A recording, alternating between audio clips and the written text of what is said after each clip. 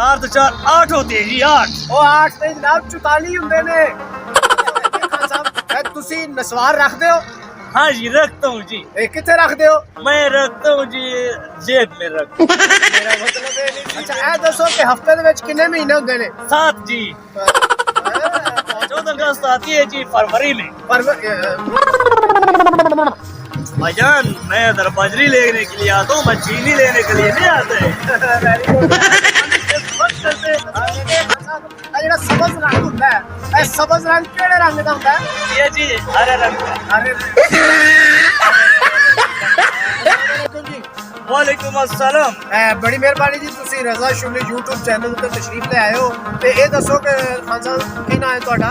मेरा नाम है जी खान जमीर खान। ਮਾਸ਼ਾਅੱਲਾ ਬਹੁਤ ਅੱਛਾ ਨਾਮ ਹੈ। ਇਹ ਦੱਸੋ ਕਿ ਤੁਸੀਂ ਇਸ ਸਰਗੋਦੇ ਦੀ ਪਹਾੜੀਆਂ ਦੇ ਵਿੱਚ ਕੀ ਕਰ ਰਹੇ ਹੋ?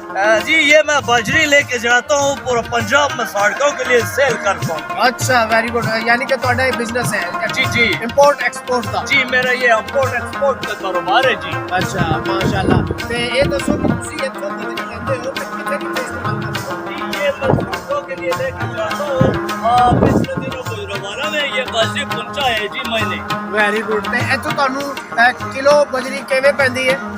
जी किलो का हिसाब नहीं होते जी। हाँ। ये गाड़ी का हिसाब होते है गाड़ी का। ਅੱਛਾ ਗਾੜੀ ਦਾ ਹਿਸਾਬ ਹੁੰਦਾ जी ਹੈ। ये गाड़ी का हिसाब है। ਮਾਸ਼ਾਅੱਲਾ ਇਹ ਦੱਸੋ ਕਿ ਮੁਲਕ ਦੇ ਵਿੱਚ ਜਿੰਨੀ ਜ਼ਿਆਦਾ ਮਹਿੰਗਾਈ ਚੱਲ ਰਹੀ ਹੈ ਤੁਸੀਂ ਇਸ ਮਹਿੰਗਾਈ ਤੋਂ ਮੁਤਮਿਨ ਹੋ? जी नहीं जी मैं इस महंगाई से मुतमिन नहीं हूँ जी। ਇਹ ਮਹਿੰਗਾਈ ਦੇ ਨਾਲ ਆਵਾਮ ਦਾ ਤੇ ਬਹੁਤ ਹੀ ਬੁਰਾ ਹਾਲ ਚੱਲ ਰਿਹਾ ਹੈ ਤੇ ਇਹ ਦੱਸੋ ਮਾਸ਼ਾਅੱਲਾ ਤੁਸੀਂ ਪੜ੍ਹੇ ਲਿਖੇ ਹੋ ਜੀ? जी अल्लाह का शुक्र है जी मैं पढ़ा हूँ जी। ਤੇ ਇਹ ਦੱਸੋ ਤੁਹਾਨੂੰ ਬਜਰੀ ਫੀ ਕਿਲੋ ਕਿਵੇਂ ਪੈਂਦੀ ਹੈ? जी मैंने तेरे बताया आपको, ये बजरी हमारे गाड़ी के हिसाब से चलती है ਅੱਛਾ जी। ਫੁੱਟਾਂ ਦੇ ਹਿਸਾਬ ਨਾਲ ਤੇ ਗੱਡੀ ਦੇ ਹਿਸਾਬ ਨਾਲ जी ਮਿਲਦੀ जी ਹੈ। जी ये गाड़ी के हिसाब से मिलती है जी। ਅੱਛਾ ਤੁਸੀਂ ਖਾਨ ਸਾਹਿਬ ਇਹ ਦੱਸੋ ਪੜ੍ਹੇ ਲਿਖੇ ਹੋ?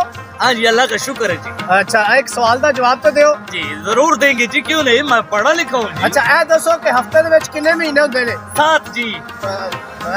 ਬਹੁਤ ਅੱਛੇ मैंने समझा शायद आपने दिन पूछा। ਹਾਂ ਨਹੀਂ ਕੋਈ ਐਸੀ ਗੱਲ ਨਹੀਂ। ਅੱਛਾ ਇਹ ਦੱਸੋ ਖਾਨ ਸਾਹਿਬ ਮਾਸ਼ਾਅੱਲਾ ਤੁਸੀਂ ਪੜ੍ਹੇ ਲਿਖੇ ਹੋ ਇਹ ਦੱਸੋ ਕਿ 14 ਅਗਸਤ ਕਿਹੜੇ ਮਹੀਨੇ ਚ ਆਉਂਦੀ ਹੈ? 14 अगस्त आती है जी फरवरी में। ਮਾਸ਼ਾਅੱਲਾ ਤੁਸੀਂ ਪੜ੍ਹੇ ਲਿਖੇ ਹੋ ਇਹ ਦੱਸੋ ਕਿ ਤੁਹਾਨੂੰ ਇਹ ਜਿਹੜੀ ਬਜਰੀ ਇੱਥੋਂ ਲੈ ਕੇ ਪੂਰੇ ਮੁਲਕ ਦੇ ਵਿੱਚ ਤੁਸੀਂ ਸਪਲਾਈ ਕਰਦੇ ਹੋ ਜੀ, ਜੀ। ਇਹ ਬਜਰੀ ਤੁਹਾਨੂੰ ਫੀ ਕਿਲੋ ਕਿਵੇਂ ਪੈਂਦੀ ਹੈ? भाईजान मैं इधर बजरी लेने के लिए आता हूँ, मैं चीनी लेने के लिए नहीं आता है।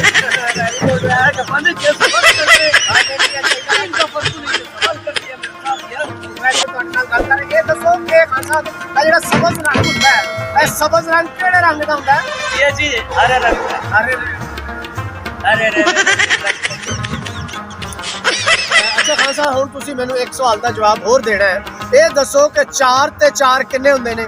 4 तो 4 8 होते हैं जी 8। ਉਹ 8 ਤੇ ਜਨਾਬ 44 ਹੁੰਦੇ ਨੇ। ये होते हैं ਹਾਂਜੀ ਅੱਛਾ ਇਹ ਦੱਸੋ ऐसे ऐसे होता हूँ। ਹਾਂ 4 और 4 ਅੱਛਾ ਵੈਰੀ ਗੁੱਡ ਪੜ੍ਹੇ ਲਿਖੇ ਹੋ ਨਾ? पढ़े लिखे। ਅੱਛਾ ਖਾਨ ਸਾਹਿਬ ਇਹ ਦੱਸੋ ਕਿ ਬਤਖ ਨੂੰ ਅੰਗਰੇਜ਼ੀ ਦੇ ਵਿੱਚ ਡਕ ਕਹਿੰਦੇ ਨੇ ਹਾਂ। ਤੇ ਬੱਤਖੇ ਨੂੰ ਕੀ ਕਹਿੰਦੇ ਨੇ? मक्के को ਹਾਂ डाका। ਪੜ੍ਹੇ ਲਿਖੇ ਹੋ ਮਾਸ਼ਾਅੱਲਾ ਸਮਝਦਾਰ पढ़े ਬਾਤ लिखे जी जमीर खान। ਇਹ ਦੱਸੋ ਜ਼ਮੀਰ ਖਾਨ ਸਾਹਿਬ ਇਹ ਤੁਸੀਂ ਨਸਵਾਰ ਰੱਖਦੇ ਹੋ? हाँ जी रखता हूँ जी। ਇਹ ਕਿੱਥੇ ਰੱਖਦੇ ਹੋ? मैं रखता हूँ जी जेब में रख। ਮੇਰਾ ਮਤਲਬ ਇਹ ਨਹੀਂ ਸੀ ਜੇਬ 'ਚ ਰੱਖਦੇ ਹੋ। ਇਹ ਦੱਸੋ ਕਿ ਮਹਿੰਗਾਈ ਦੇ ਦੌਰ ਦੇ ਵਿੱਚ ਤੁਸੀਂ ਇੱਕ ਮਹੀਨੇ ਦੇ ਵਿੱਚ ਕਿੰਨੇ ਦੀ ਨਸਵਾਰ ਖਾਂਦੇ ਹੋ? मैं जी एक महीने में 2500 रुपए के नस्वर खा लेता हूँ। ਤੁਸੀਂ ਮਾਸ਼ਾਅੱਲਾ ਸਮਝਦਾਰ ਬੰਦੇ ਹੋ ਪੜ੍ਹੇ ਲਿਖੇ ਹੋ ਜਨਾਬ 6000 ਦਾ ਖੋਤਾ ਲਓ ਤੇ ਤਾਜ਼ੀ ਖਾਓ। क्या बोलते हैं यार? खान जमीर खान है यार। ऐसे बात नहीं करते। खोते का नस्वर कौन खाते? वो खोते का बच्चे ही खाते हो। ਮੇਰੇ ਇੱਕ ਸਵਾਲ ਦਾ ਹੋਰ ਤੁਸੀਂ ਜਵਾਬ ਦੇਣਾ ਹੈ ਤੇ जवाब आपको खाना भाई भाई मेरे पास वक्त नहीं है अब जवाब देने का। गाड़ी आ गई मैं जा रहा हूँ। ਉਹ ਮੇਰੀ ਗੱਲ ਤਾਂ ਸੁਣੋ ਖਾਨ ਸਾਹਿਬ। अरे मेरे पास वक्त ਓ नहीं है। ਯਾਰ ਗੱਲ ਤਾਂ ਸੁਣੋ ਨਾ। नहीं है मेरे पास।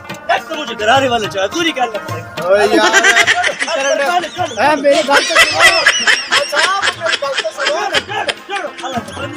ਓਏ देखे नाजरीन महंगाई की वजह तो आवाम का ऐसा हाल हो गया कि हर बंदा चिड़चिड़ा और लड़ाका हो गया किसी नूं किसी दे नाल इखलाक प्यार मोहब्बत बरतन का पता ही नहीं।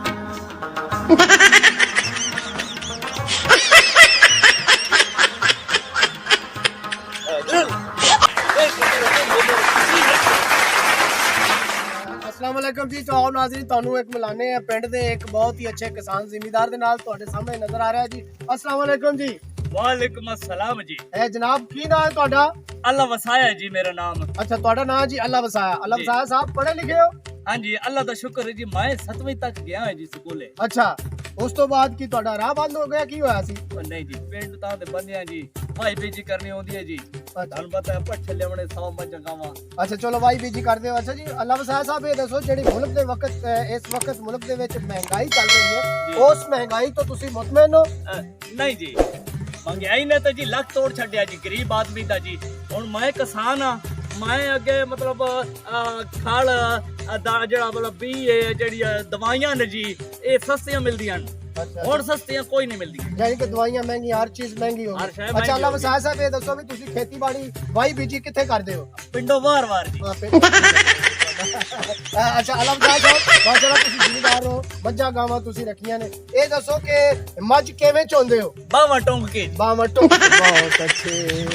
अब एक कि नाज़रीन महंगाई दे तो हर बंदा चिड़चिड़ा और अजीब गल दा जवाब दिंदा है ते ਇਹ ਸਨ ਸਾਡੇ ਅੱਲਾ ਵਸਾਇਆ ਸਾਹਿਬ। ਤੇ ਆਓ ਫਿਰ ਤੁਹਾਨੂੰ ਅਗਲੇ ਕਿਸੇ ਹੋਰ ਪ੍ਰੋਗਰਾਮ ਦੇ ਵਿੱਚ ਲੈ ਕੇ ਚੱਲੀਏ ਜੀ। ਸ਼ੁਕਰੀਆ।